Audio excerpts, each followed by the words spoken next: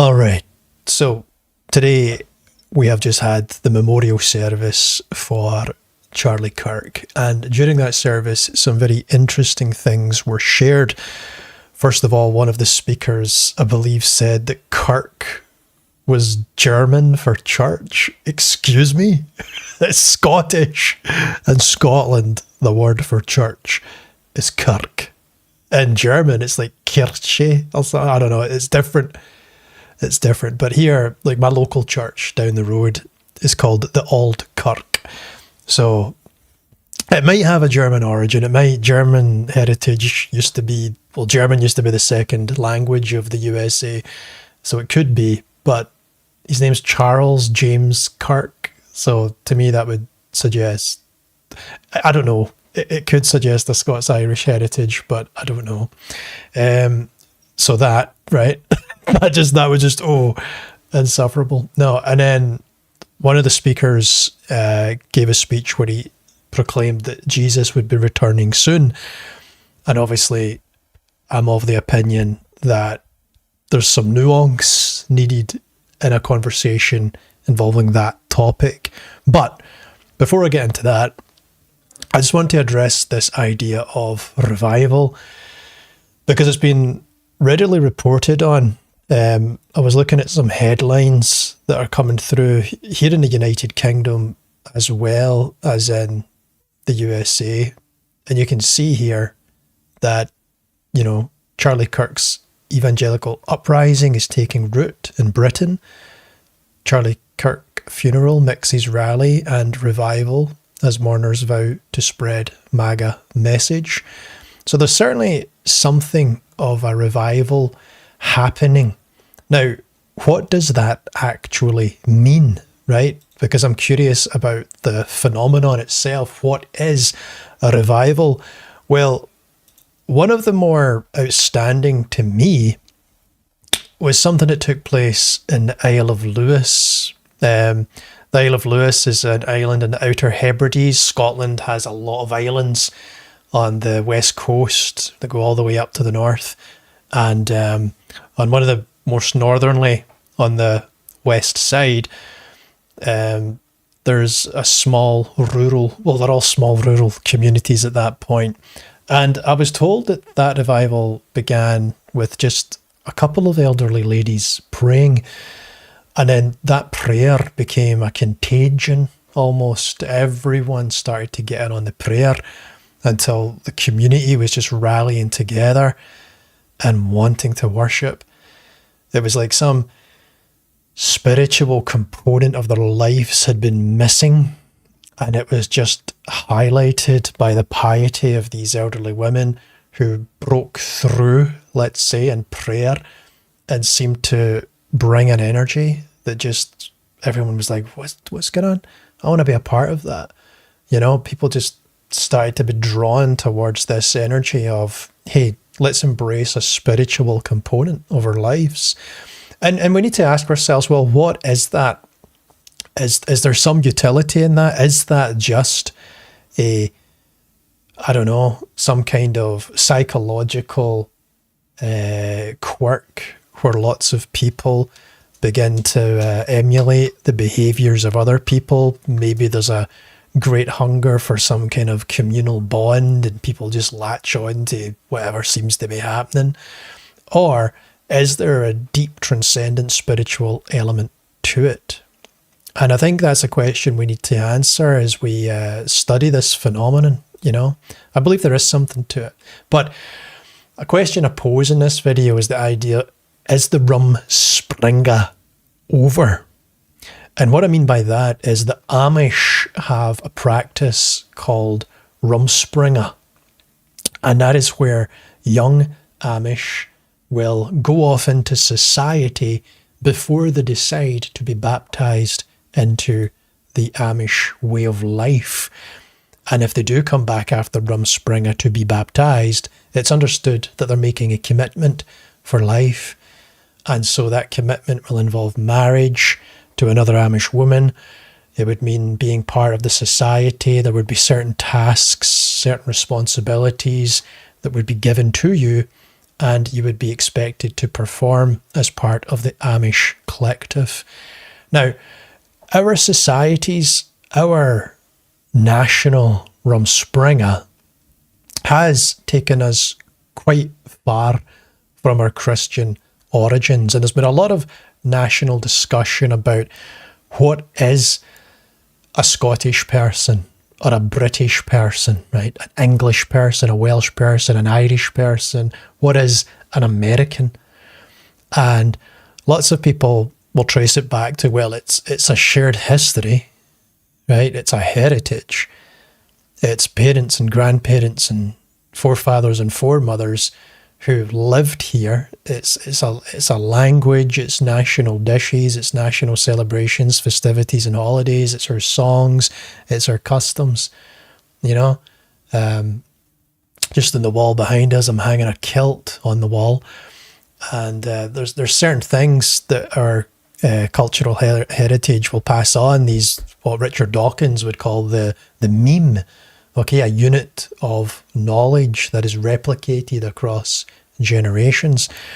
And so, yes, there is that aspect to it, and you can describe it that way, but that misses out Christianity. And so it would seem to me that indeed, and there's a famous historian called Tom Holland, similar to the Spider-Man actor, but they're not the same person.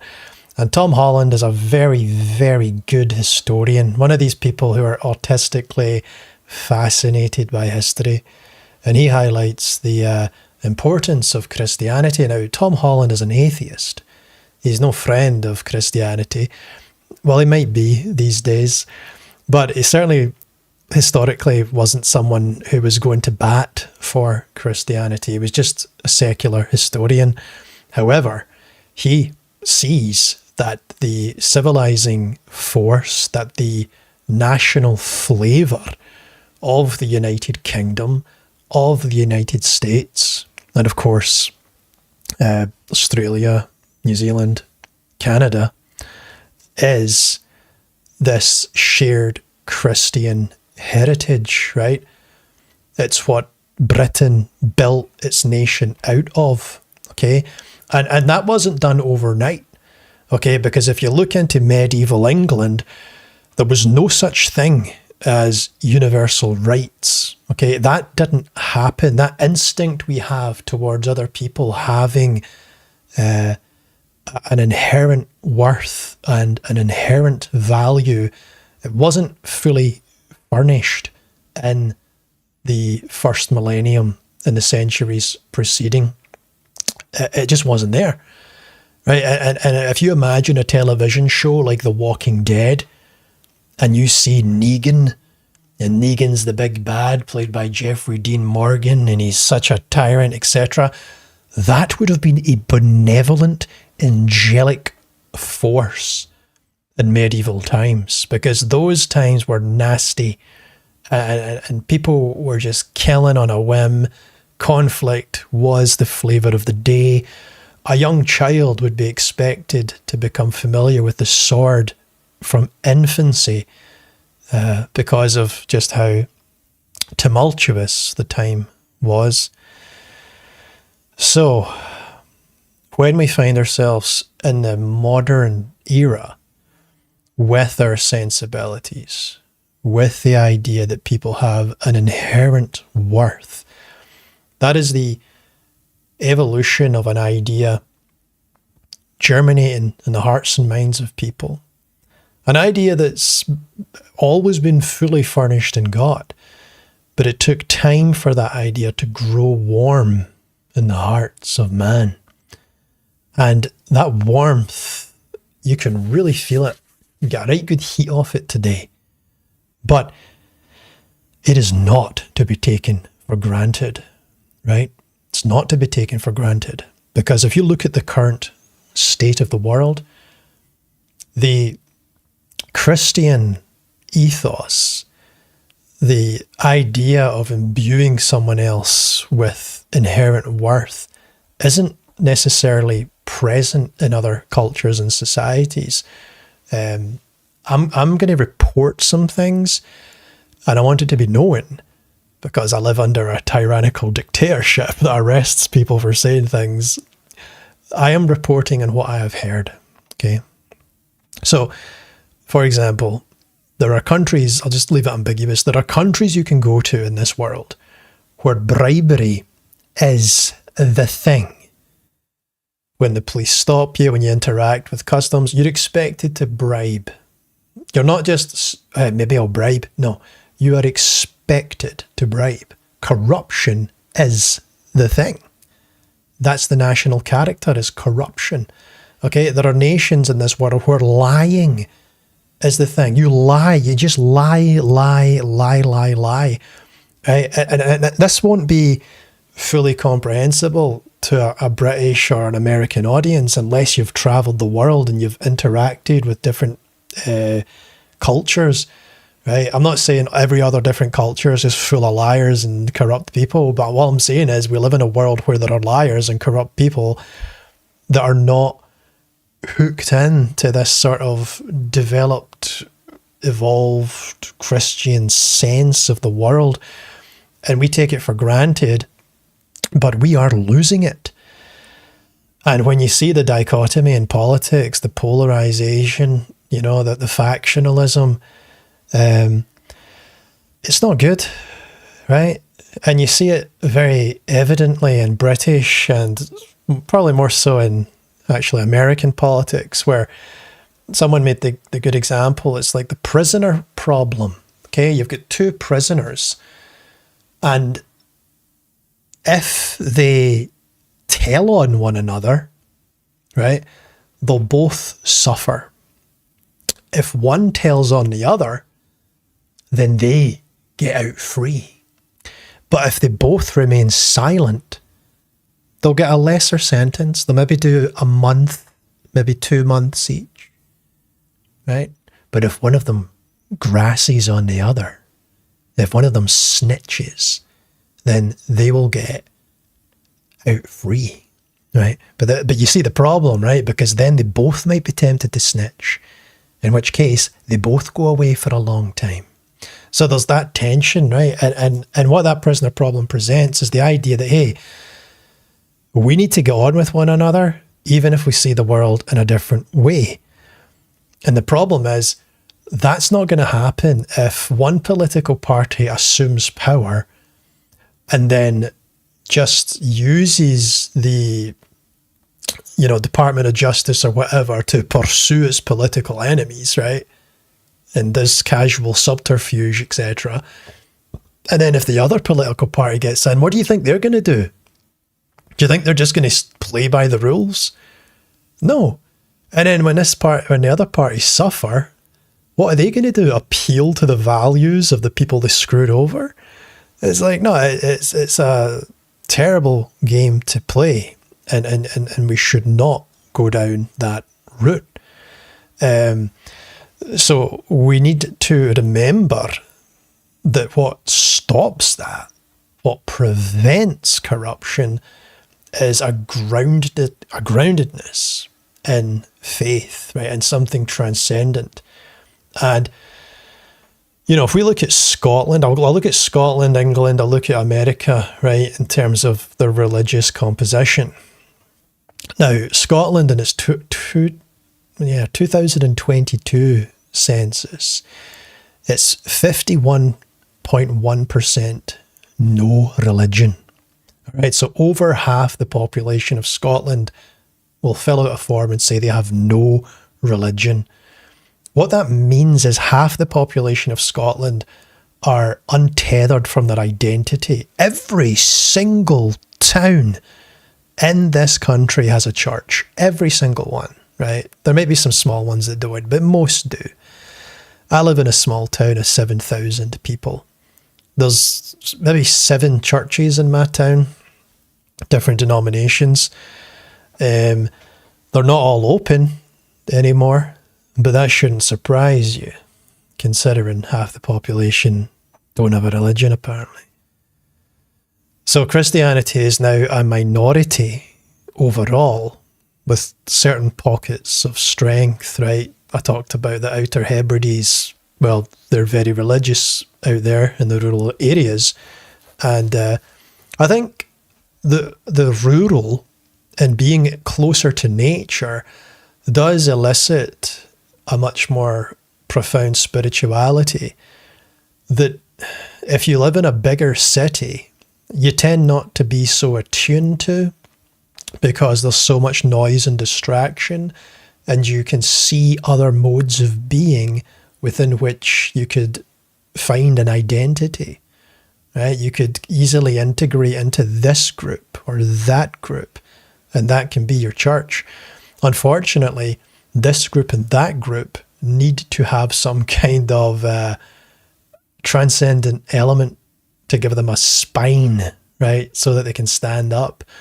Because there's a lot of organizations out there, if they move away from the Spirit of God, let's call it, you can see the nature of them, right? And so I would bid people to be very aware of that. So take, for example, a political party. I hate to do this. I hate to talk shit about things people might cherish, right? Here in the United Kingdom, here in Scotland, there's something called the Green Party. Right? You want to talk about a bunch of people who have no religion, it would be the Green Party. Okay? And like their big thing might be being vegetarian or being vegan and having renewable sources of energy. And that's not bad, right? Those things in themselves are not bad. The problem is that the ethos is just floating around, banging off everything. So you have this strange alliance between like the Green Party and Islam. And you think to yourself, well, what? I don't understand the connection. Like, what's going on? And it's because they don't have there's a spiritual vacuum. So the Green Party sees Islam and thinks, boom, naturally, obviously. And because Islam is perceived to be a minority and thus vulnerable in society, there's a certain empathy that can go with that. And you think, well, we'll take them as the Green Party, we'll take them on, they'll be our allies, so to speak. But that doesn't often work out. In fact, there's a community is it Minnesota? I don't know where it is. There's a community in America right now, and that's exactly what happened. There was an alliance between the United States Green Party and some county. It sounds like a Dearborn, Michigan type situation, but I don't think it was Michigan. I think it was somewhere else. It was the Green Party or LGBTQ plus whatever, and the Islamic Party. And once the Islamic Party got in, they started to elect, as you would, you want to replicate the meme, right? Talking about culture. They start to elect other Asian men into it. So there's no women in the council.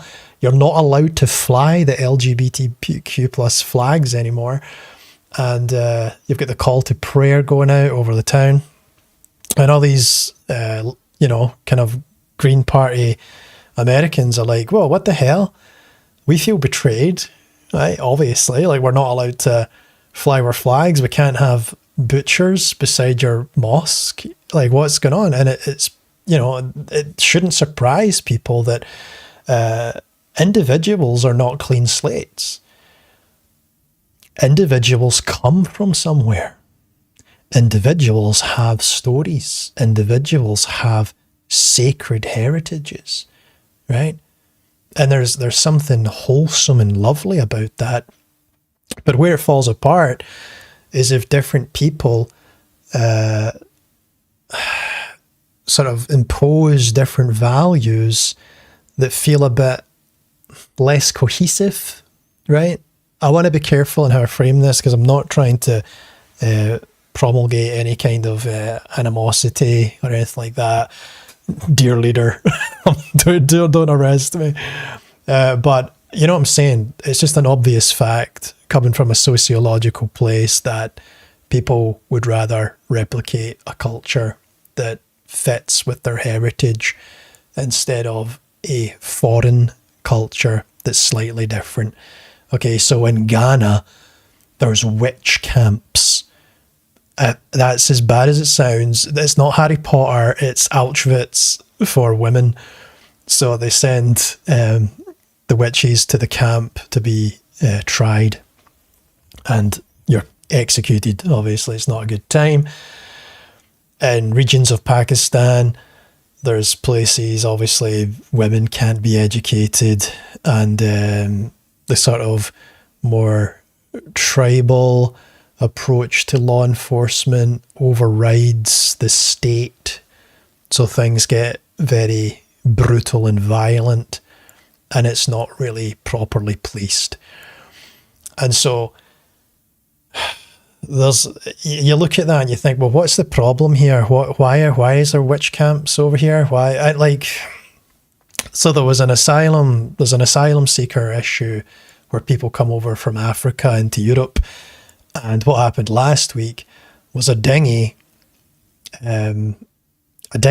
apparently had 50 witches in it, and so those brave people on the dinghy, those asylum seekers, killed the 50 witches en route to Spain. That happened last week. Just Google 50 killed migrant crossing Spain. In fact, I don't need to tell you to Google it. I'll bring it up because you need to see it. You need to understand what's going on. 50 killed in a migrant crossing.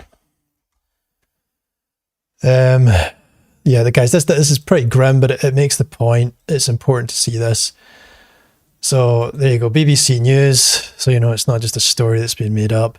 Spain arrests 19 on suspicion of torture and murder after 50 disappear from migrant boat, and they were accused of being witches. So just to put this into perspective for everyone listening,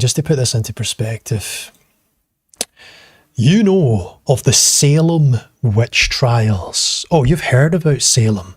It's in the popular culture. Everyone talks about the Salem witch trials. Okay, let's get into the details. The Salem witch trials were a frenzy back in the Dizzle, right? Back in the day. And it was a 15-month period. And over that 15-month period, 25 people lost their lives, okay? Because of the chaotic scene, because people trying to influence, making power plays and bringing superstition into it, whatever. It's terrible. You will not remember this story of the 50 killed in a day for witchcraft. You will not remember that story. Why? Because it's not particularly useful information for this current time. It doesn't suit the politics of the age. We're not going to discuss it. Nobody cares. Salem? Oh, we're going to talk about Salem, that thing that happened 200 years ago. We're going to talk about that. But we're not going to talk about twice the number killed in a single day in a migrant boat crossing where fellow asylum seeker killed fellow asylum seeker, making accusations of witchcraft. That doesn't happen. That shouldn't happen with a spiritually enlightened people. But it does still happen. Everything that you've been told that was relegated to the past is happening, and it's happening in greater number. Slavery. Slavery has never, ever been so pervasive in world history. 1 in every 200 people alive today are enslaved. Think about that. Some of the worst offenders are places like Ethiopia. And then when you think about witchcraft, oh, well, I just told you 50 people were executed, tortured and murdered for witchcraft last week. And you may think to yourself, oh no, I didn't realize this was going on. Is this still a thing? It is still a thing. And I don't think secularism can speak to this. I don't think secularism has the tools or the authority.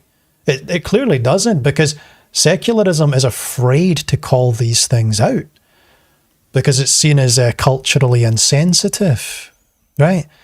But the fact of the matter is, the human heart is insensitive unless it has been disciplined and trained, right? And one of the ways that's done is by longing for something transcendent. It's the fear of God, let's say, right? And that's why, when I was talking about forgiveness the other day, I had this sort of nuanced kind of spiritual take on it. But I didn't want to depart too far from the fact that, there's a holy book with a model to be used, the confession, the repentance, the fruit of your forgiveness, the fruit of turning your heart to God, because the world needs that message, right? You can't just walk into, like, I used to teach primary school classes. I could not just walk into a classroom of children and say, children, you are loved. Now, let's do what is right. Those kids would go crazy. They'd be swinging off the lights. They'd be throwing toys. They'd be throwing resources. Everything would be going crazy. Instead, I had to assert a certain authority. And sometimes that would be collaborative. I would sit down with the children at the start of the year and we would write a charter together, right? And that charter would include their human rights, but it would also include their responsibilities in the classroom, what is expected of them. Now, was that exhaustive? No, because the children could do more than what was expected of them. I'll give you an example. One child did particularly good one day, and I gave them a toy, right? They won a prize. Another child in the class was like, I would like that. And so this child, with their prized toy, gave it to the other child. That was above and beyond. And I said, well done, my good and faithful student. And when that was given, when I gave that praise to that one child, chaos ensued, because then all the kids started just handing things to other people, right? They were all trying to be nice to get my affections, right? But I mean, it was sweet, right? It was sweet. It's what children do. But you could see that the heart wasn't quite there, right? The first child did it out of a sense of goodness. The other children were trying to model the behavior, but didn't quite have the spirit, because they just wanted my praise instead of actually doing it from the heart. It's still nice. It's nice to model. Hey, that's the Christian model. Right, we're never going to be perfect. We're going to do things for the wrong motivation sometimes. But if we're helping our neighbour, hey, that's a good start. The issue is, people are not going to get that message through osmosis or through a light smattering of glitter. Right, I can't just, there you go. Peace and love, man. I don't think that's going to cut it when people are literally butchering one another over claims of witchcraft. So, fortunately, Scotland isn't quite there, but it was. You have to remember that. As clear as the snow that swept Glencoe and murdered the house of MacDonald. Right? This used to be a bloody land of the sword. And it was only through the marriage of daughters to kings and kings to daughters and princesses and all this stuff, all these arrangements, that we finally brutalized ourselves into some kind of cohesive society, right? That's what happened. That's the history of this country, right? It's not all rainbows and sunshine, even though Christianity was being spread here in the medieval times. I mean, Robert the Bruce, I'm sure, who is a Scottish hero, murdered another man in a church. I forget the exact history. They were actually supposed to be there to be discussing peace. And Robert the Bruce killed him. And that's a national hero. So, I don't know. What do you do? But we did, through that brutality that is human experience, get to a point of today, right? We have been blessed with riches. We've been blessed with technology. And we have become numb as a society here in Scotland. Again, over half the population, no religion. Now, that doesn't mean they're not necessarily spiritual in some sense, but what it does mean is that they have shut down the part of themselves that deals with intuition, spiritual stuff, aesthetics, beauty. It's more they've championed this idea of scientism. So they're all about positivism, objectivism, empiricism, very scientific, very forensic. And they've forgot about this whole other aspect of the human being. And that hasn't just happened here, it's happened where you are. If you understand the English language, you understand this problem. England and Wales, 46.2% are of no religion. You might be curious about that. Why is England got more adherence to religion than Scotland? Well, it may be because England has imported a large Muslim population, not massive, like 5 or 10%. Was that? Wales isn't doing much. Wales, yeah. So there's 37.2% that have no religion in Wales. I can't understand that stat, but it's not good. The trend is going down. Multiple reports in 2024 to 25 show an upswing in church going among 18 to 24-year-olds, especially men. Now, that's interesting, okay? That is interesting, that in the last year, there's been an upswing in 18 to 24-year-olds, young men going to church. And that is probably because they have a sense of, what the hell are we, right? Because I don't know what it means to be a 24-year-old in this world. All you have known is Instagram and TikTok and YouTube. And I mean, YouTube isn't really a young guy thing anymore. It's people like us, you know what I mean? It's like maybe 25 to 75-year-olds, but the 18 to 24-year-olds are all on these instant gratification things. And they're probably losing their freaking minds. You know, they've come out of lockdown. That was like 5 years of their life ruined. It's just like, what are they doing? They don't know who they are. And their parents, if their parents are my age, are very disconnected from the culture too, right? Because it was the boomer generation that really gave up on religion, like my parents' generation and just younger than them. My parents are a bit older, born in the early 1950s. But you're born in the 60s, the 70s, the 80s, the 90s. You're just going further and further and further away from that Christian grounding. So I'm not too surprised that young men are like, who the hell are we? Who built this church in the middle of town? And what's the significance of that? You know, it's like, well, young men like you, it was your great-great-grandparents that built that church, right? And so, yeah, I understand that. And some of it will be the legacy now of Charlie Kirk, right? Teaching young men, what does it mean to be an American? What does it mean to be British? What does it mean to be Canadian, right? It has a grounding in this Christian thing that you don't understand. I mean, Christianity is a mystery to many people, right?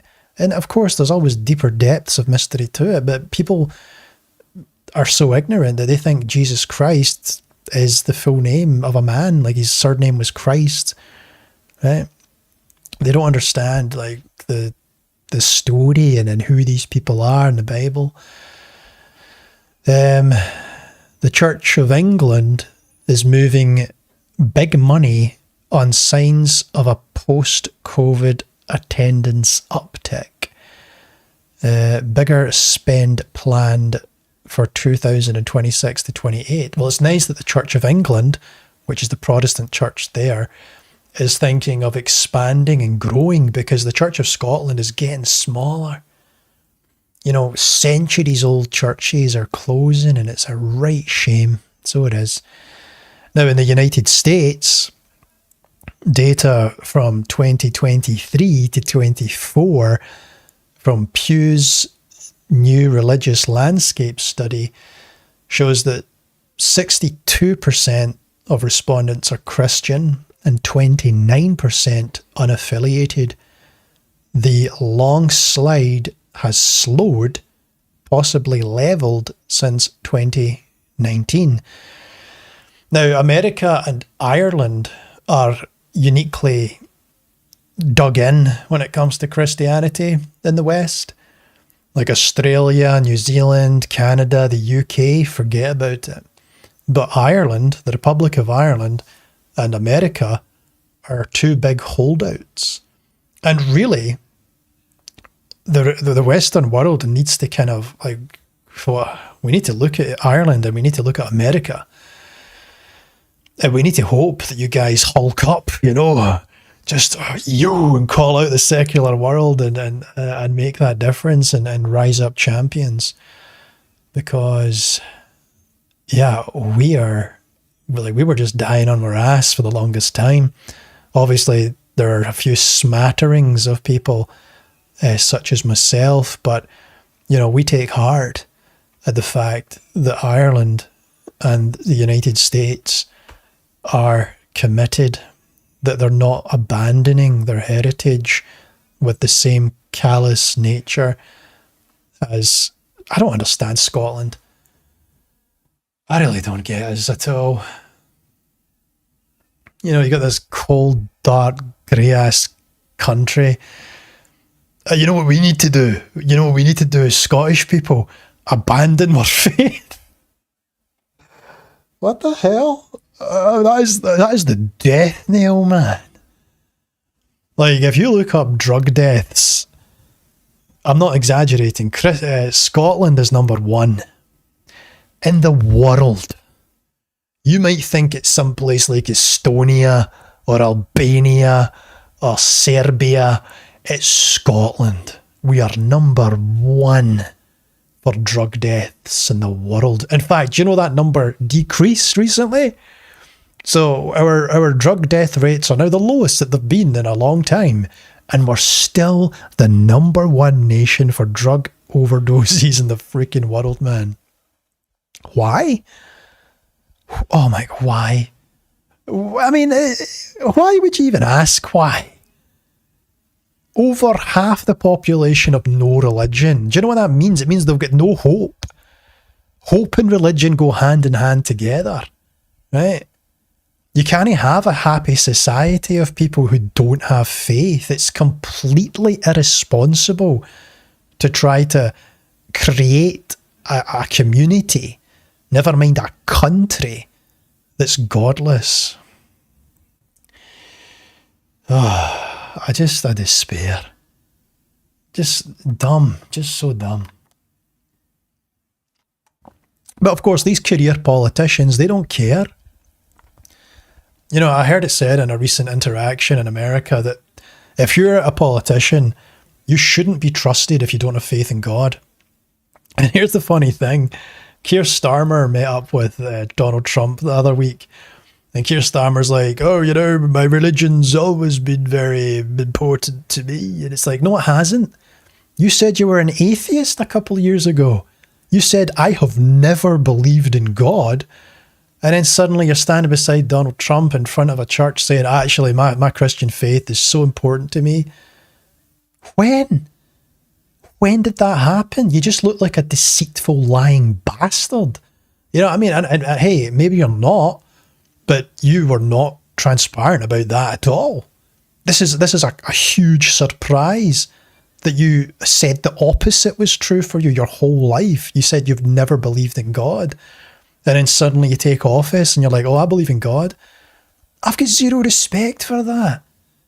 I've got zero respect for that. That's just opportunistic lying. And honestly, I don't actually agree necessarily that you have to have faith in God to be a good politician. I've met some sound atheists who don't have a well fleshed out spirituality.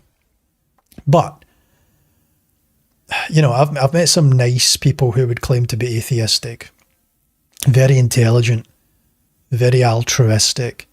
In fact, they live as if God is real, even though in their heart, they haven't quite had that revelation made fully to them. Those people exist, okay? And we have to accommodate that in a society, in a broad church, right? But see these careerist politicians that just weasel, just slimy. Ugh. And it's not just politicians, every place can have that. But America, you do well. Only 30% of people saying that they're unaffiliated. That was the first thing I did when I went to the USA. I landed in Orlando, Florida, drove down the street. There's a church. The first thing I did was I went to church. That's the first thing I did in America, was go to a church. And it was nice. I met these young people. Very unusual for me to see young people going to church. It was only young people. And they're like, oh, hey, where are you from? Where you? And I was like, I just landed today. I'm from Scotland. They're like, oh, it's so cool. I believe that God has a reason for you to be here today. And I'm like, maybe. And then they fed me a bunch of pizza. They gave me a bunch of cold drinks. They sat down and they played some music. Our God is a wonderful God and stuff, electric guitars. And I was like, oh, it's a bit much. But it was so nice. It was so nice, so unusual. And you see that in the American culture, right? And it's not every American, right? It's not every American, because Americans have cynical people. You might be a cynical American, right? But you get a lot of Americans who are so, what the hell? They're so earnest. They're so pure of heart. They're so grounded in their convictions.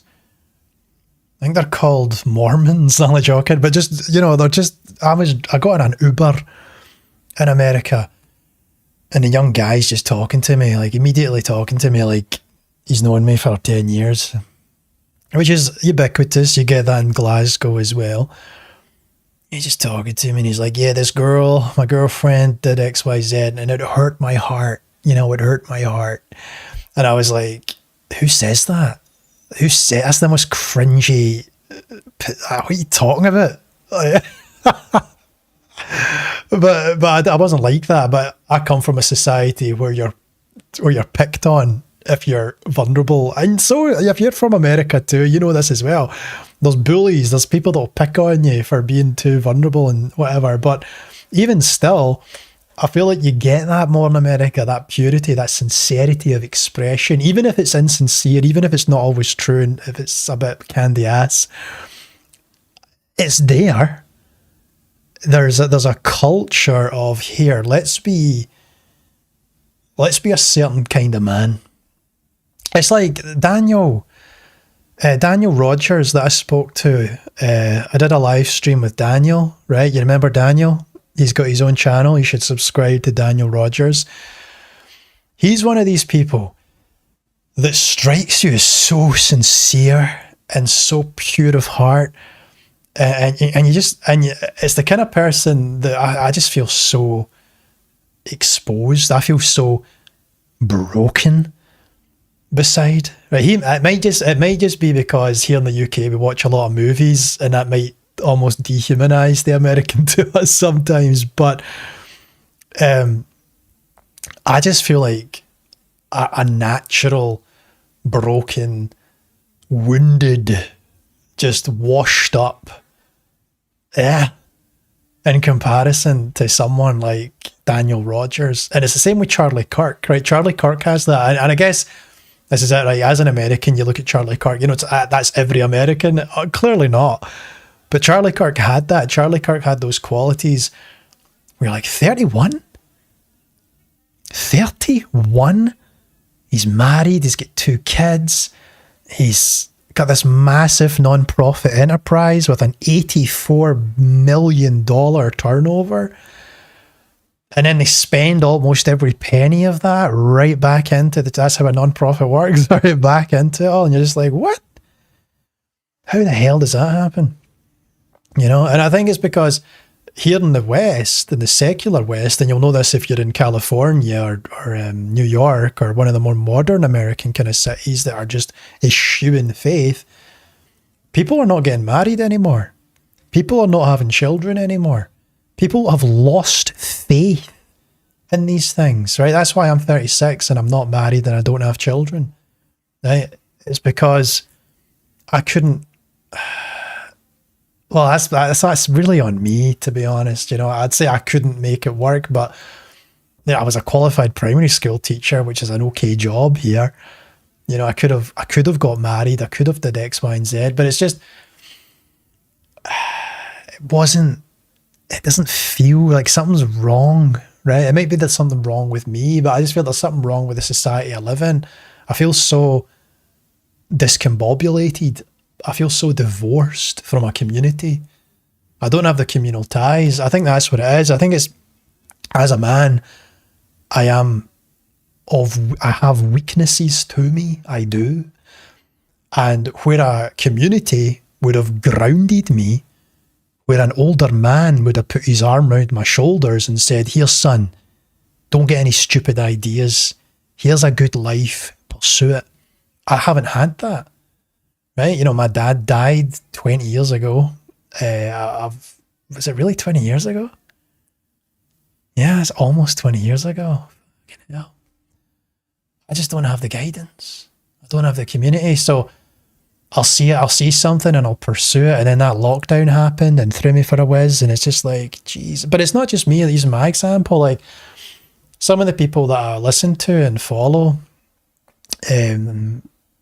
like political commentators and stuff, they're in their 40s having their kids, right? And I guess, you know, my dad didn't do that really until he was in his late 30s too. But it used to be the thing, you'd get married really young and start a family and grow in a community. And where do you see that? With the Amish, with the Mormons, with some of the Catholics, probably the Irish Catholics, probably in America. There'll be certain American communities where there's still strong Christian values about, here, you're almost 25, come on, let's get married, let's have kids. But it's more the case now where that's just, it's not happening, it's kind of slipping by, right? I'm aware of this, I've seen it reported. So, yeah. Let's see, commitment to Jesus is rising among younger adults. Okay, so that's happening in America this year. There's a commitment to Jesus, right? So there's a revival energy, which is very surprising, especially among young men, because of those people who still attend church in Scotland, it's something like 70% are women, right? Women have that quality to them that predisposes them to religious experience, whereas men, it's not that they lack it, it's just that they don't, it's not high up in their hierarchy, right? They're doing other things, right? But it's interesting that young men are now seeing it as valuable, okay? So the question is, will it be discipled? Or is it just hype? Okay. And what does it mean if they all go into the church with the idea that, the expectation of Jesus returning soon, right? Because there might be people that come across this channel for the first time and they're listening to someone talk about Christian revival and, the legacy of Charlie Kirk and thinking, yes. But then I say, I've got an issue with this futurism thing. And that's where I lose everyone. But bear with me if you are one of those people, because, see, futurism's the idea of deferred hope, right? The truth is, the victory has been won. And even if you can't get on board with that, surely you understand, you can feel it in your heart and soul that that is the correct posture. The victory, of course, has been won, right? Of course it has been won. There's no downside to believing that. Now, I'm of the faith, I'm of the belief that Christ fulfilled his promise when he said, there are some standing here who shall not taste death till the Son of Man comes with his kingdom. When he said that in the first century, I believe he meant it. You will not finish going through the towns of Israel before the Son of Man comes. I believe Christ was talking about his return, right? There's, in fact, you know what? I wrote a book about it. So I believe this to be true. And the thing is, if you set a bunch of young men up with the expectation of Christ returning soon, you could damage their hope, right? You could defer their hope and make their hearts sick. But I just feel like that's not the energy that they're going in with. I'm hopeful, right? I truly think that these young men believe in something more, that they have had enough of what the secular has to offer them, and that they now want spiritual life. They've had the taste of synthetic life, and it has just left them malnourished and disorientated.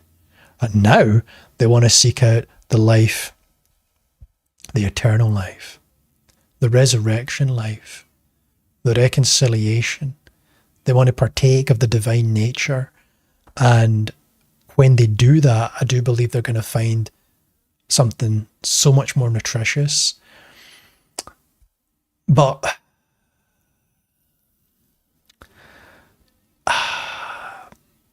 there's a slight concern.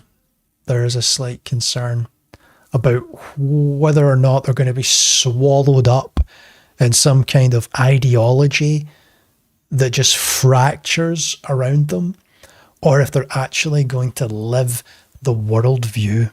Because I'll be honest, I talk about preterism, full preterism, right? The idea that all the promises were fulfilled in the first century by 70 AD.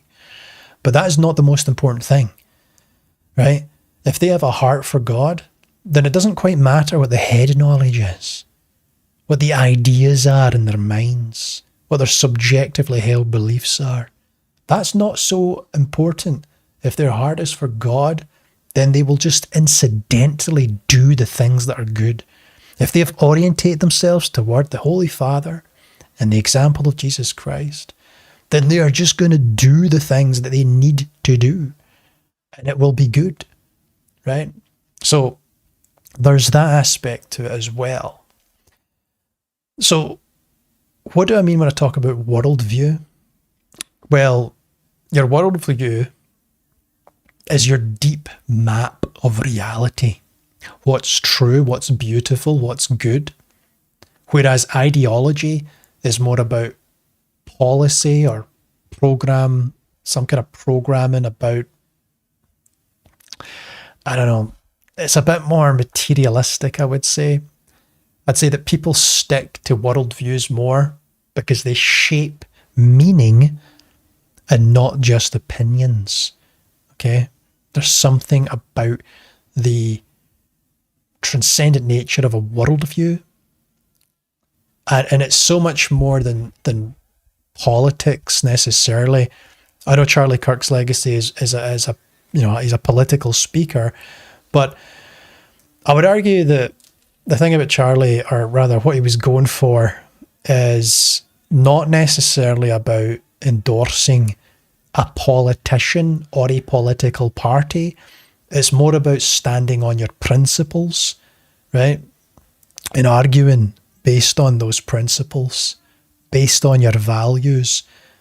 And if you do that, you will be disappointed by your politician of choice. You will be disappointed by your political party, right? Very, very rare that they would stick to the values. Very, very rare that they would stick to the principles. But if you stay steady and true, then you might be able to correct, or you might find yourself in another party, right? Or you might find yourself founding a new party. For example, here in the United Kingdom, for the longest time, it's been the Labour Party, right, on the left, and the Conservative Party on the right. That has now come to an end. The next election, those two parties are gone from British history. I firmly believe that, and the polling shows that new parties are rising up, which is, you know, it's not unprecedented, but it's incredibly rare, especially in my generation over my lifetime. I've never seen the likes of it. And why has that happened? Because the political parties that exist have completely ignored the will of the people to the point that it's jeopardized liberal democracy in the UK. And so out of necessity to avoid civil war, another party's risen up. But there's still so much tension now that when this new party comes in, I don't know. I don't think it's going to be good. I'm happy for the change to come, but things are going to get really bad here in the United Kingdom. That's my prediction for the UK. It's going to get a lot sour before it gets sweet. And I don't know how deep those waters are. I really don't. And a part of me is thinking about following this calling to leave, not out of a sense of self-preservation, just because I feel like I have something to do in America. You know, I've got invitations to America, I've got invitations to Mexico, and I just think North America is calling. And I'd love to spend more time there. I love America. As I told you, it's the first country I've been to outside of the UK and Ireland. You might think someone in Scotland would visit Europe. Europe. Come on, guys. There's no chance. You think I'm going to go to Europe? Like I'm some kind of fruitcake? I'm only joking. No, but I love America. I love America and I love Mexico. Oh, no, I love America. Mexico's new to me. Yeah. So revivalish energy's here, and it's important how we channel it. So let's see. How can you make it stick? How can you make it stick? How can you make it not be hype? Right? So there's an idea here of identity fusion. When faith becomes me and us, a felt oneness that motivates costly loyalty. So it's like an Acts, the book of Acts style family. And this predicts durable commitment beyond agreeing with ideas. This is the Mormons. This is the Amish. This is the Irish Catholics. Okay, if you go to a Catholic church, there's an expectation that you will be seen at church on Sunday. There is an expectation that your children will attend the Catholic school, right? And all the teachers will go to the same church, and there's a sense of community that builds, right? We used to have that community endemic to our towns and cities, but that's gone, right? Technology made things a bit easier, meant that you could work further away from home. You know, it used to be you would know the name of the police officers. You don't get that. I don't know any police officers. I don't know any of the teachers. They come from, you know, tens of miles away instead of living in the towns now. And I think that goes to some of the strength of America is that in American, at least from the television shows that I see, you know who the sheriff is. And I know not every place will have a sheriff, so to speak. I don't know, but you know, there's like an elected sheriff, there's a council person. Sometimes these people are pieces of crap, but sometimes they're good, and you know them, and you know the high school teacher, and you know this person, and there's a big, you know, we're going to go down to the pumpkin patch, right? And it's like, it just seems so homely and wholesome Nice. That's what you need for identity fusion. Okay. Costly signaling. Strict churches. Okay. So meaningful commitments, rhythms, sacrifices filter out free riding and bind people together. That's an interesting one. Costly signaling, strict churches. So you make it cost something to participate almost. So there's a meaningful commitment. And that filters out the free riders. Yeah. And I think people want that. I think people want to feel like they've put their chips down.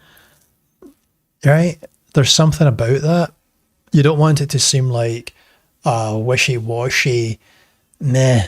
Oh, I saw a meme about Charlie Kirk and I feel sorry, so I'm going to attend church a couple of times.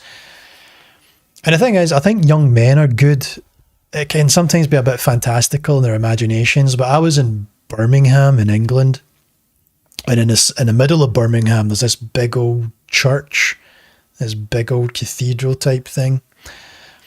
And I used to go in there quite often, and I would sit in a meditative silence. And I remember one time some priest or nun or whatever came and sat beside me, and she's like, son, what's on your mind there? And I was like, well, I'm just thinking, I'm in a relationship here. I don't think it's really going to work out. I'm just thinking about my future. And she was very uplifting. Anyways, I look beyond and I see these 3 young men, and they go and dip their hands in the water and bless themselves. It's an Anglican church, I think, which is like half Catholic, half Protestant. And then they all take a knee in this most ceremonious ritual. Like all these 3 men all like put a hand across their chest and take a knee together. And it's like nothing I've ever seen. Like that, to me, that's not a ritual that I recognize in Protestantism or Catholicism. It's just something they were doing together as young men, pledging themselves as Templars before the Lord. And I was, it's a little bit costumey, a bit Renaissance fair type vibe. But at the same time, I feel like there was a real earnestness to it. There was an identity fusion. There was a costly signaling, right? They didn't care about any humiliation. They were just going up there and doing this thing like, take a knee before the Lord. Let's confess Jesus as our King and go out into the world together. And you think to yourself, that's cool, man. Like, that's cool. There's something about that, And it should be done for good. Because like Tommy Robinson describes life in Luton, and he said it was a very diverse town, black, white, Asian. We all went to school together, but it was us, the black, whites, and South Asians or whatever, like Chinese, Japanese, whatever. And then it was the Muslims, the Pakistani Muslims in particular, and they segregated themselves. And he said, if you had a problem with one Pakistani Muslim boy, there would be adults waiting for you in a crowd outside the school. This is Tommy Robinson saying this. And I think to myself, well, you can see the camaraderie. You can certainly see how it helps to have a tight, fused identity and how those people can help out one another. But obviously that's a bit more menacing, using it to settle beefs in schools and getting adults involved. How about that, except for doing good, right? And I will say I've also seen the Muslims outside in Glasgow feeding the homeless soup and stuff. So absolutely lovely. Can't fault them. But there is a certain people are critiquing a certain region of Pakistan. They're saying it's like the hillbillies, right? To try and make it more palatable to the West, because here we're very we would never want to criticize anyone ever for anything. But to make it more palatable, people are saying, look, you have to see these people for what they are. If you take a hillbilly that's racist, backwoods, sexist, that, right, except they come from this region of Pakistan, or they come from this region in Ghana. Right? Just you have to remember that bad practices, the negativity can come from anywhere, right? It's not just the pine woods of Alabama, right? It's also present in the hill country in Pakistan or this particular region in Ghana. And we need to be sensitive to the fact that it's the content of your character, not the racial identity, right?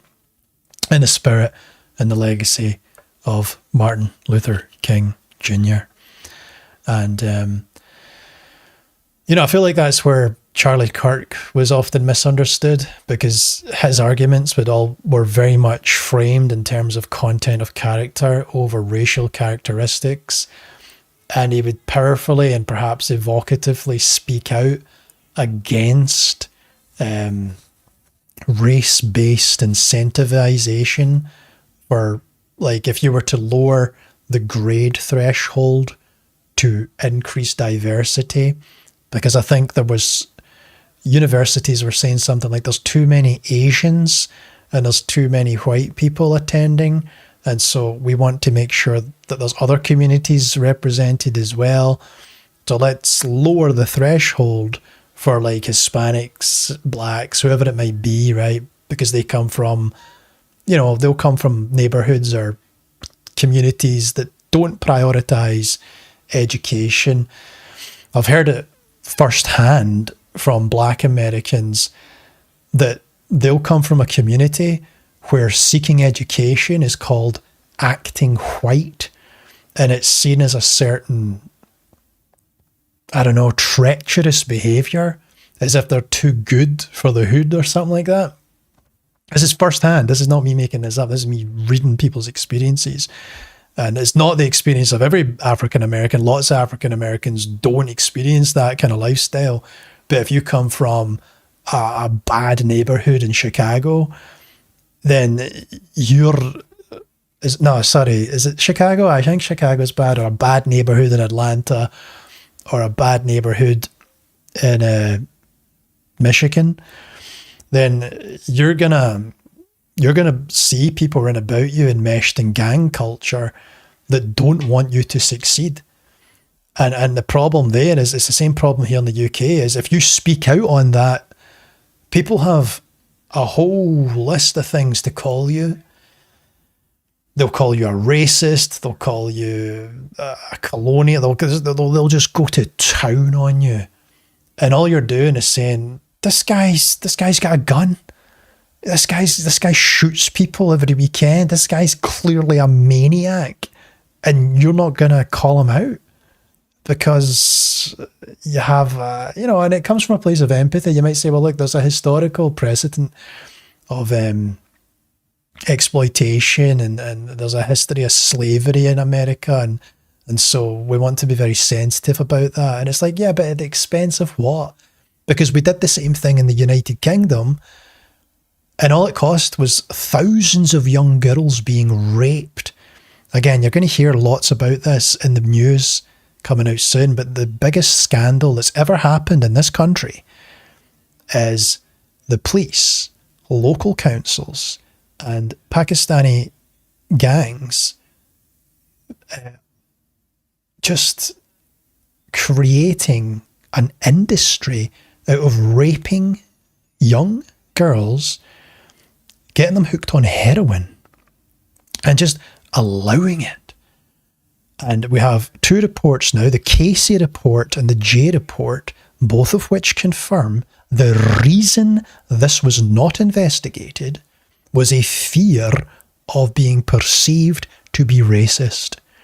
And I'm like, I'm sorry, but clearly that's too far.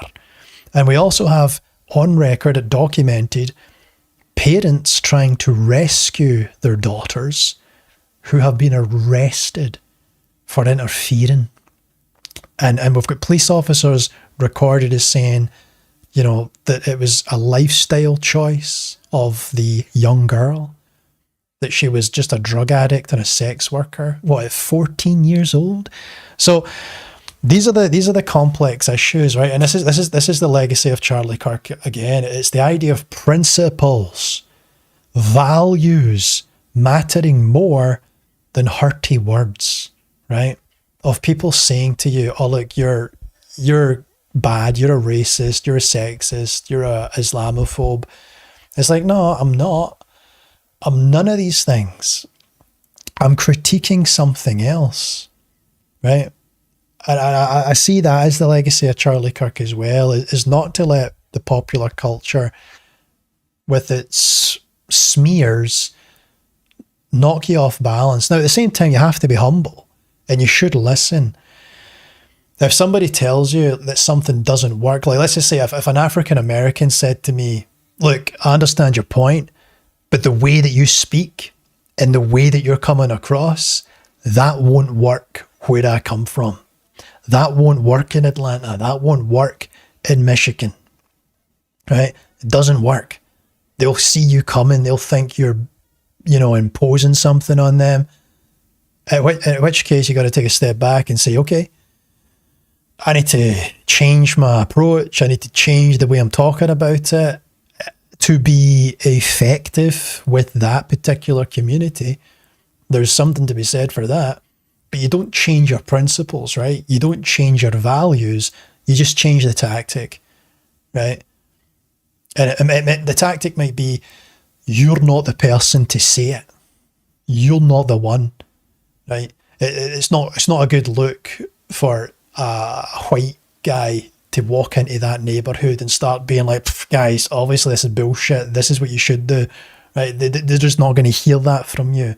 And you could say, well, shit, doesn't that just mean that they're bigoted? And the answer to that might be, yeah, that's exactly what it means. But at the same time, nothing progresses if you're just stuck in a stalemate. So you find a champion from their own community to go in and say, "Guys, what the fuck?" Right? And you see that in like Denzel Washington movies, don't you? Where he plays a kind of wise guy. And then you get, is it Key and Peele?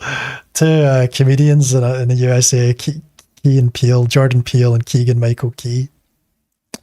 And they do this one skit where it's like this old wise African American, and he's just up his own ass, you know what I mean? And he's just like, like he's trying to preach to the younger African Americans, and he's just wrong. He's just so wrong. Like he thinks they're up to no good or something, and they're just normal guys, and he thinks he's got the wisdom. It's a funny skit. You had to be there. You had to be there. But it's complicated, right? But love can bring this. Love can overcome all this bullshit. Love can overcome all of this, right?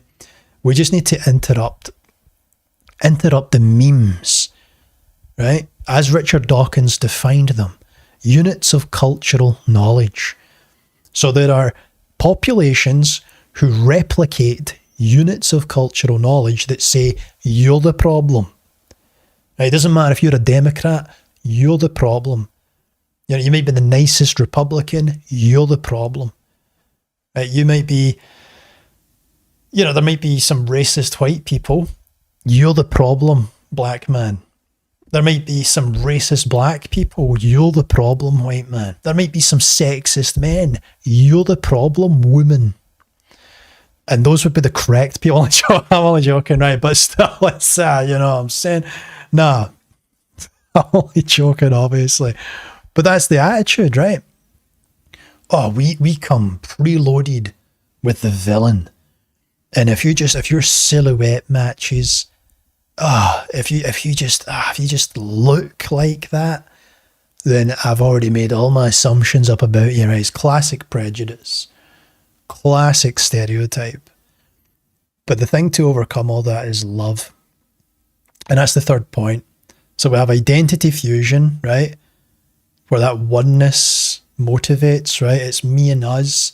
We feel that oneness, right? It's a costly loyalty because we're all moving in.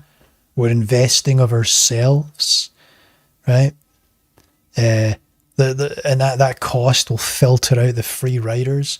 And then the last point here is that the habitual love, right?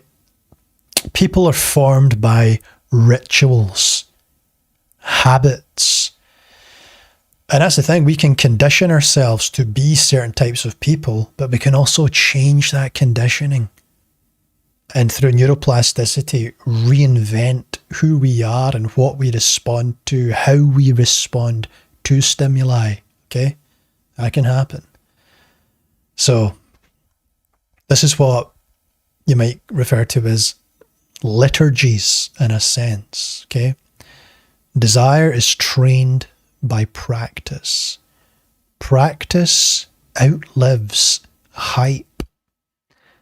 This is where churches often win or lose with the younger generations, right? So you have to instill rituals and habits. I explained the young men who put the arm across their chest on their heart and took a knee. That might be part of the ritual that they need. They might want to feel that together. Like, there's people who join the Masonic Lodge. In the Masonic Lodge, you got to roll up this sleeve, roll up that sleeve, take your jacket off, put it on upside down, put a rope around your neck. You know what I mean? Like, these are weird rituals, but these are the rituals men do to partake in a certain community. And habituated love, well, that would mean that there's certain habits. And it might be something as simple as on a Thursday night, on a Friday night, we all meet for dinner. We'll sit around a table, someone leads a prayer, and then we break bread together. And that's the ritual. And that's a commitment that we make, right? Something like that, right? It might be after the church service. After the church service, we meet in the hall and we have a table set and we break bread and we commune together. And, you know, that's always the most exciting part of a church service to me. You know, I value the reverend. I want to hear the cool stories that they might have to tell. But ultimately, I'm looking forward to having a wee bowl of soup, a wee bun, and just sitting talking to some people. I want to hear stories for old timers. I want to hear what the young folks are up to. I want to share a few stories as well. That's nice, man. And I don't want it to end. I want it to take up the full day, right? I want it to go into the night. You know, it's that charming idea, sitting around the fire, sharing stories. There's a wee ritual, right? And the thing is, this is what the Church of Latter-day Saints does, right? This is what the Mormons do. I went to a Mormon service. I was like, what the it was like the Crystal Maze. It was like some kind of game show. Like, you sit down, hi everybody, welcome to the Mormon Church. This is what Moroni said to Jebediah, and then Jeberbaba said this to Hepzibah Juberdew. And you're like, okay, great. And then they're like, right, now everybody break out into your little groups. And you're like, okay. Next thing you know, you're in a little room with a little group of people and you're just doing a lesson. Like, you're just doing a lesson. There's a board in the wall and you're just like, whoa, this is a well-oiled ship. Like, it's actually scary how effective the Mormon church is. Like, how regimented, and then they've got all these extracurricular activities that you're expected to participate in. And then they've got a wife or a husband waiting for you. Just like out of a packet, take the plastic off, and it's like, here's this perfect woman, here's this perfect man, right? Who's just gonna love you forever, and immediately wants to have children. Oh, and by the way, her father owns this business, and he's gonna give you a job, and you're just like, well, okay, I guess I'm a Mormon. You know what I mean? Like, guys, we cannot compete with the Mormons. No, but it shouldn't be a competition. You know, like, there's things we can learn. Sean McCraney said this as well. There's things we can learn from the Mormons, right? Right. I was going to make some comments, but I won't make those comments. So churches will fail. This revival, this Charlie Kirk revival, it's going to fail if discipleship is deficient. Low confidence, right? Zero accountability, zero skill, right? We can't have that kind of discipleship. It's like if I go to a boxing gym and the person standing in the ring has zero experience boxing, I'm going to lose all desire, right? Or it's like if I'm training to learn the guitar and you hand me a $20, £20 guitar with 4 strings, I don't want to learn to play guitar anymore because this is just stupid. You need to have a certain person there that's like, oh, aye. It's like if you go to an Alcoholics Anonymous or a whatever it is, a CA or any kind of meeting. If the person sharing has never done any drugs, never done any alcohol, it's just like, listen, I used to eat too much chocolate and, it really came between me and my missus and my children. I would be in the cupboard just munching chocolate. And then, you know what? I came off it. Everybody in that room is going to be like, what the hell? This is the guy we're supposed to be trusting with our recovery. The guy who ate too much chocolate once. It's like, maybe chocolate can be somewhat addictive, but it doesn't quite have the same effect. You know what I mean? If you're munching a chocolate bar on the job, it's not quite as bad as downing a bottle of vodka on the job. So you would have much more faith in someone who's overcome alcohol or overcome cocaine than the chocolatier. And it's the same with discipleship. You want people who have overcome the world in some sense, to some degree, to effect a decent discipleship, right? Charlie Kirk, he was one of those guys. You know what I mean? He was one of those guys. So another thing would be emotional spike without formation. So there's multiple ways to look at that one. So there is an emotional spike right now. Charlie Kirk has just been assassinated. Young men are starting to question the culture. There's a sudden surge in the desire to be a Christian. Now, what you must do with that emotional spike is integrate it into the life. Don't let it just evaporate. You got to integrate that into the lifestyle. You have to make it mean something. You have to process the symbolic nature of the time and wear it as a tattoo, right? You need to get that tattooed on you, that symbolism, right? So you can't have, well, you look at this, but you can't have a great night and then thin weekdays, right? So you can't have a big, this is like the big hurrah, right? We've just had the memorial for Charlie Kirk, and then it all thins and peters out. Right? It's like the surface of Mars, just a wispy. You know, there's only a couple of parts per billion of oxygen in the air, just wispy. You can't have that. You want that rarefied air that fills your lungs, that stuff of the heavenlies, right? You got to be breathing that 24 sieves. And the only way you're going to get that is by implementing those rituals, by having that cohesion, by having that cost, by taking from people their time and their investment and telling them that by the sweat of their brow, you will piece together brick by brick a great temple. And it won't be made of stone, it'll be made of our works. It'll be evidenced by our collective spirit. And it's okay if it's not perfect, but it has to have substance. So it cannot be an emotional spike of one day or one great moment. It needs to sustain, it needs to be integrated into the life. Okay, that process of integration necessitates those qualities that are often forgotten. The aesthetic, the intuitive, the beautiful, the subjective. It's the art, right? There's something about that that's important.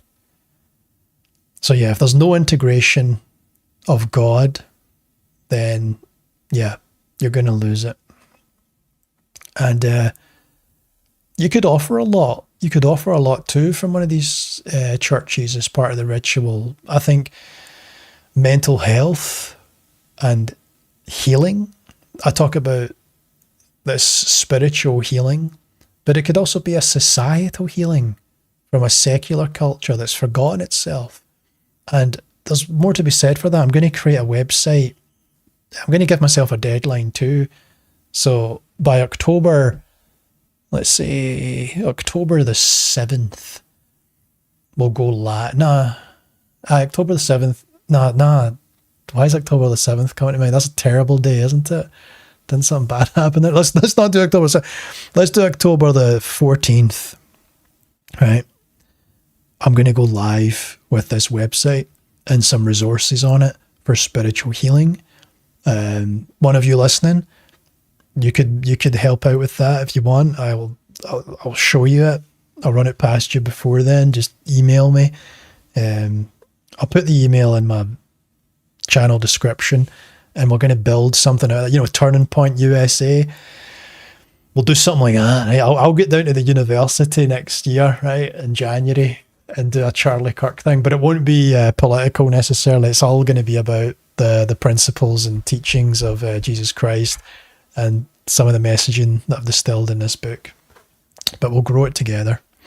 All right. So, yeah, we talked about the Outer Hebrides, right? Prayer saturated the Isle of Lewis. That was 1949 to 1953, which is really cool. I'm glad that people came to faith in the Isle of Lewis after the war, because many people lost their faith at that point.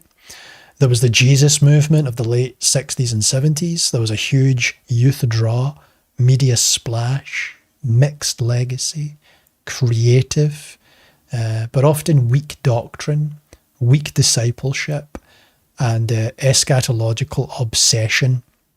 See, this is the problem with the Jesus movement of the late 60s and 70s then. If it had that eschatological obsession, then you're just like the Watchtower with the Jehovah's Witnesses. You just obsess over the end, and it's not practical. It's not. I mean, I could look. It's not without some practical elements. Maybe the world will go to shit. Right? Maybe the world is going to go down the crapper in the next decade. Right? Next 10 years, next 20 years. Maybe things go to pot. Right? And so maybe it's good to have a little prep going on. Get yourself a couple of chickens, right? Get yourself a little diesel generator. I don't know. These things can always be useful, right? I would never tell someone not to prepare for a bad time. But I would also say use that same energy to prepare something good, right? Be a scout, a Boy Scout, right? A Girl Scout. Be prepared for the unexpected. Asbury 2023.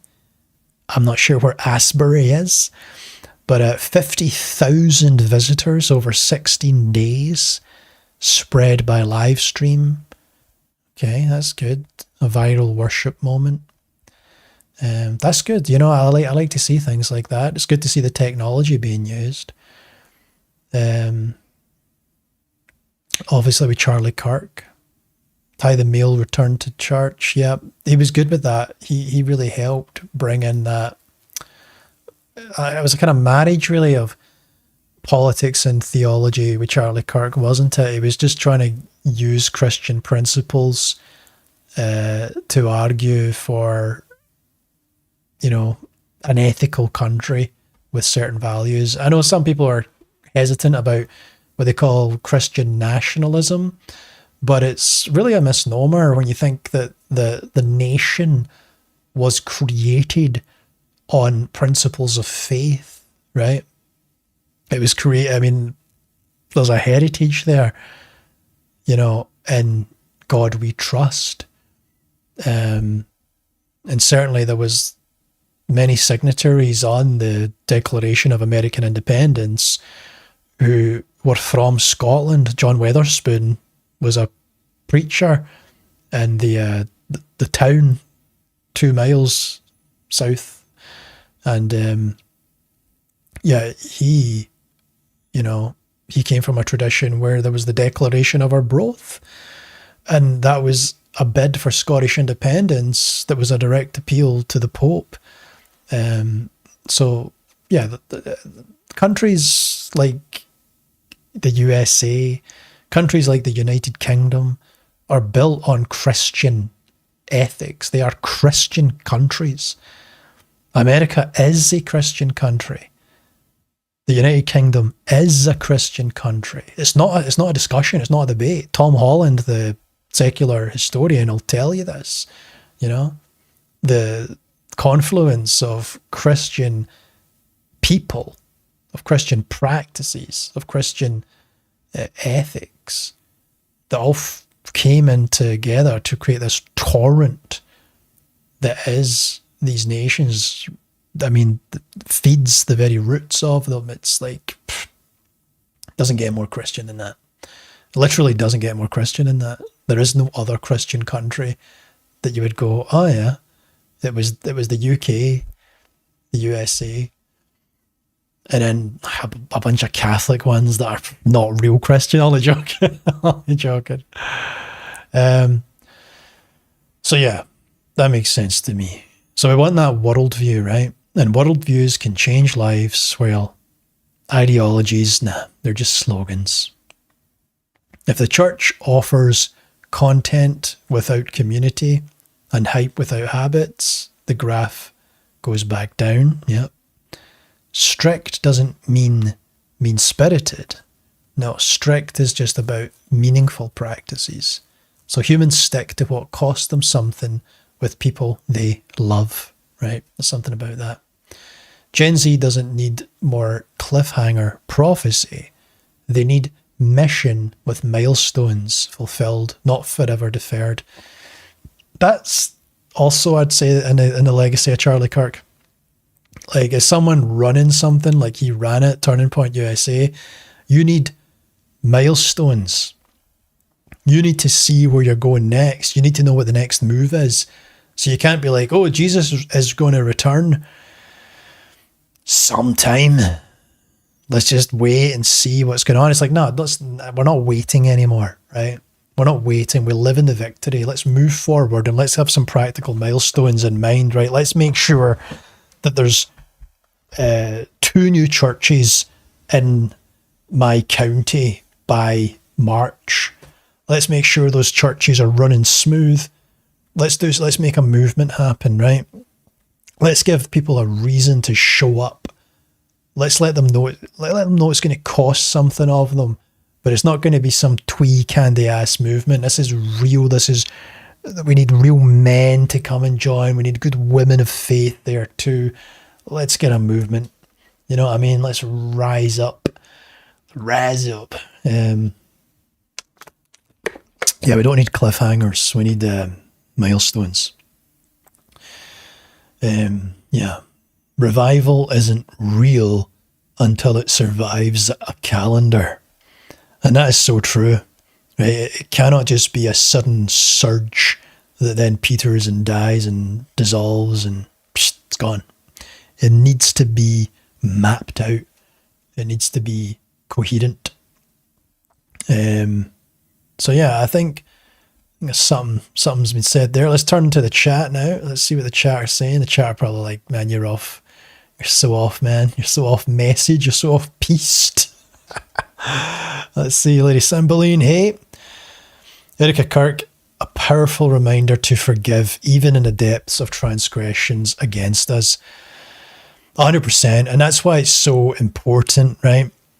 Because the fact of the matter is, on my Facebook, I'm still seeing people denigrating the memory of Charlie Kirk. Oh, Charlie Kirk was a horrible, awful, like he was the most awful, repulsive person to ever live. And it's like, wait, his memorial service is going on right now. And you're telling me he's a horrible person? You don't know Charlie Kirk. You've never met the man. But you know he's horrible because he gave some, palmetic against some kind of hiring practices that he didn't find favourable towards meritocracy. And I just think to myself, that is so horrible. And while they're sharing these character assassinations, Erica Kirk is forgiving the assassinator. She's forgiving the assassin who killed her husband and the father of her 2 children. And I think to myself, well, what does that mean? You know, what are you going to do with that? So I posted that under one of these Facebook comments that was just hating on him while this memorial service is going on. I said, look, she has just forgiven. And you're here saying this? I mean, where's that coming from if not a place of hatred? And then someone responded underneath saying, oh, she only did that for political gain. And I'm like, right, okay, so I'm supposed to believe that this was just some big scheme by Erica Kirk where she was just sitting back hoping that her husband would be assassinated so that she could have the political gain of going on camera and saying, hey, I forgive the assassin. How's that political gain? Because Donald Trump took the stage moments later and said, I hate my enemies. So if it's political gain, then it doesn't make any sense because there's the president, right, at the top of the pyramid of politics, and he says, I hate my enemies. Maybe Erica Kirk can talk to me about that because I hate my enemies. Meanwhile, Erica Kirk has said that she loves her enemies. It's the same stage. It's the same stage with 2 very different messages, right? And one of them's the political champion, Donald Trump, and one of them's Erica Kirk, who's just lost her husband.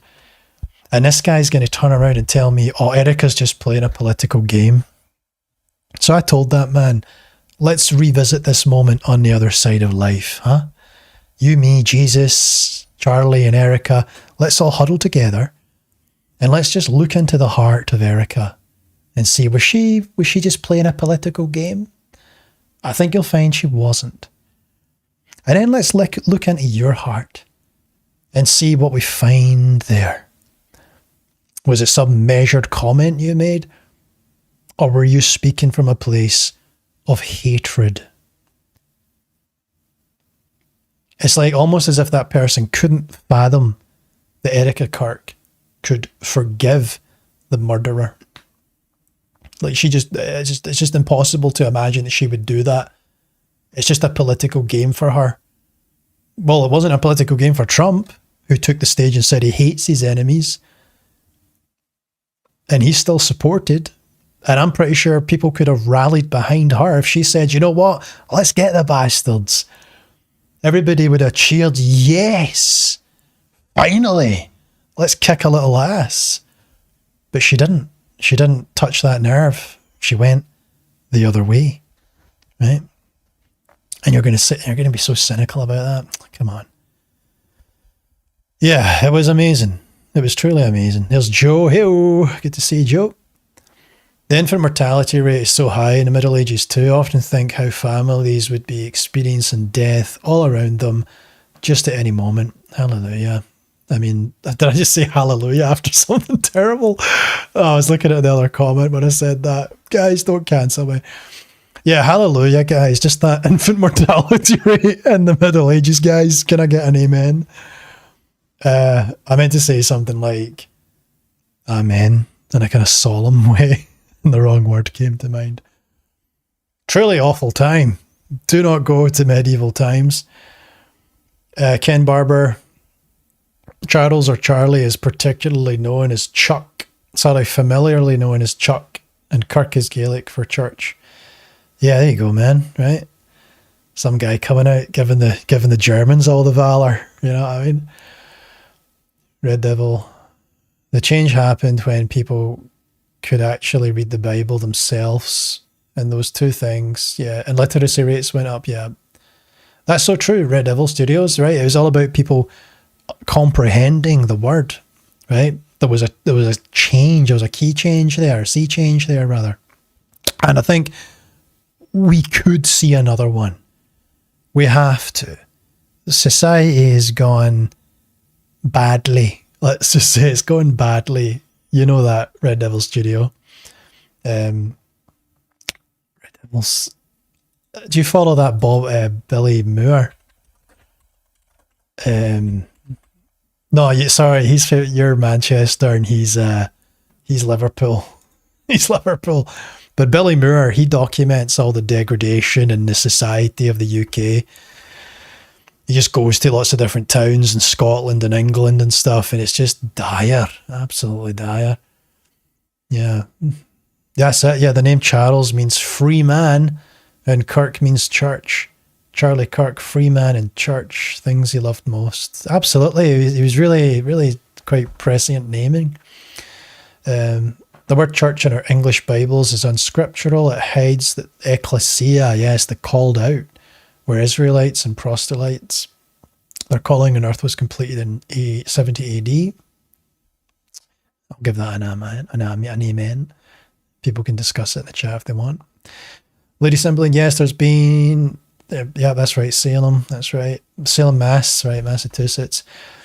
I have a cabbie in Glasgow, and I didn't understand every other word. Yeah, the cabbies in Glasgow are very incomprehensible. Stephen says, what kind of help would you need for the website or another future project you may be doing? I'm in Scotland. Yeah, Stephen, if you just hit me up with an email, I'll put my email address in my channel description, and we can talk. Like, I'll probably just build the website, show it to you, and then you can tell me, right, does this make sense? Is it obvious what this website is about? Do the things make sense? And when I say build a website, I may actually talk to you first, because I would use Squarespace or something, and it's so much more expensive.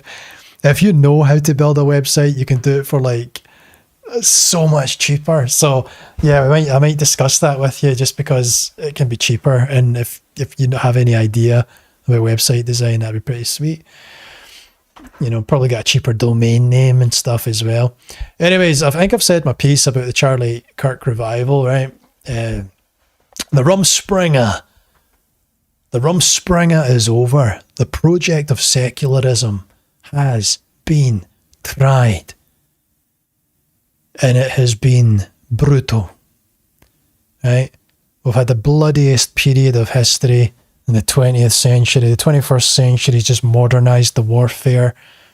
And, all right, part of that's just due to technology and stuff at the times, and, you know, moving away from the sword to the gunpowder.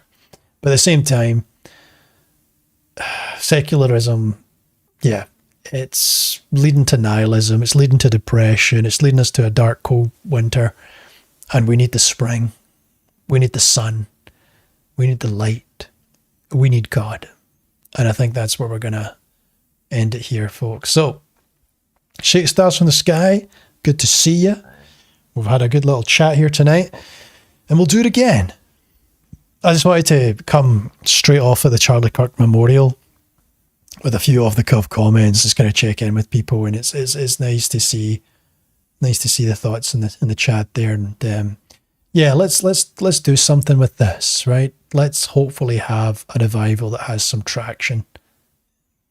God bless everyone, and take care. Speak soon. Bye for now. Thank you. Good night to you all. Cheers.